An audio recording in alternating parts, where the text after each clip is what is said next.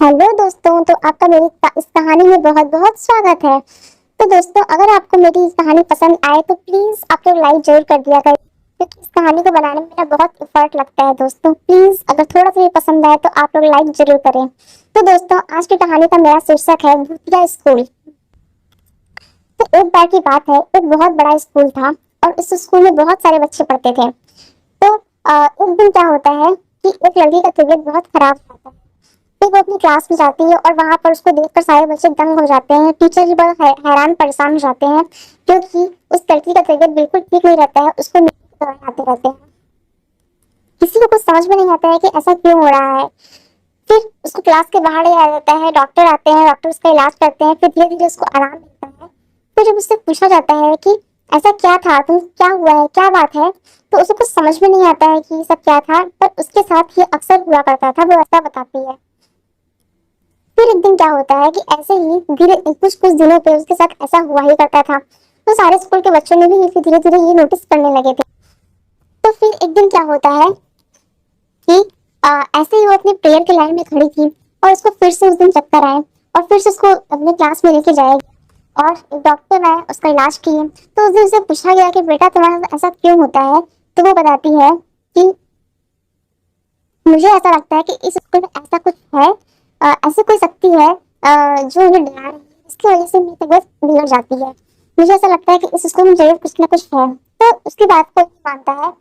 पर स्कूल के कुछ बच्चे थे, उसके जो फ्रेंड्स थे, उसको धीरे धीरे उसके बात पे यकीन होने लगता है और वो लोग सच का पता लगाने की कोशिश भी करते हैं।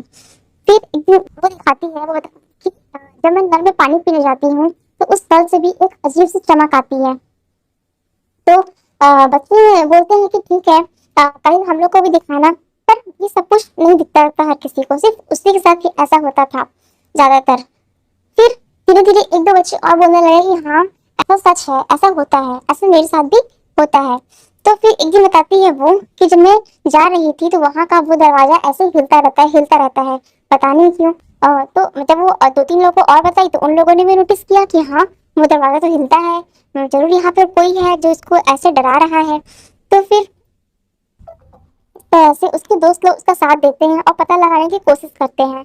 तो फिर पता चलता है कि वो प्रेयर की लाइन में जहाँ पे खड़ी होती है ना, वहीं पे एक लाश लाश वहां पे क्या हुई थी, खुद के अंदर गाड़ी गई थी, जिसकी वजह से कि उस आत्मा को इतनी परेशान कर, उतनी परेशानी से वहां पे, मतलब उसके साथ बहुत इतना कुछ बुरा हुआ था कि वो आत्मा आज भी उस स्कूल में बच्चों को परेशान किया करती थी। तो जब तो फिर इस तरह से ये बात उस स्कूल के प्रिंसिपल को बताई जाती है और फिर प्रिंसिपल को भी ये बात समझ में आ जाती है कि हाँ, इतिहास में यहाँ पर क्या हुआ था। और फिर वो क्या करते हैं कि वहाँ पे पंडित को बुलाते हैं और ओझा लोग आते हैं, पंडित लोग आते हैं और अच्छे से वहाँ पे पूरे पूजा पाठ, पूरे रीति रिवाज से होती है। और फिर जाके उस आत्मा को मुक्ति मिल जाती है और उस दिन के बाद से किसी बच्चे को कोई भी हानि नहीं पहुंचती है। और उस दिन के बाद से स्कूल अच्छे से चलने लगता है और धीरे धीरे उस लड़की की तबीयत में भी सुधार आ जाता है। तो दोस्तों, ये थी आज की कहानी। आशा करती हूँ कि आप लोगों को मेरी कहानी पसंद आई होगी। अगर आप लोगों को मेरी कहानी थोड़ी सी भी अच्छी लगी हो तो प्लीज दोस्तों लाइक शेयर सब्सक्राइब जरूर कर दें। प्लीज दोस्तों जरूर कर दें। Thank you so much.